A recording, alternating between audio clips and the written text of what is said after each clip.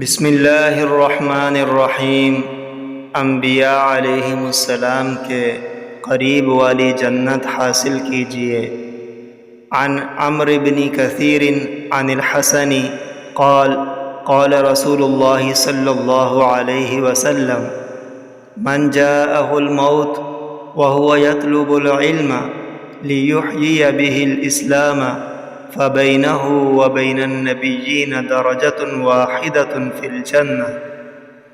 رسول اللہ صلی اللہ علیہ وسلم نے فرمایا، جس بندے کو اس حالت میں موت آئے کہ وہ اس نیت سے علم دین کی طلب و تحصیل میں لگا ہوا ہو کہ اس کے ذریعے اسلام کو زندہ کرے، تو جنت میں اس کے اور پیغمبروں کے درمیان بس ایک درجے کا فرق ہوگا۔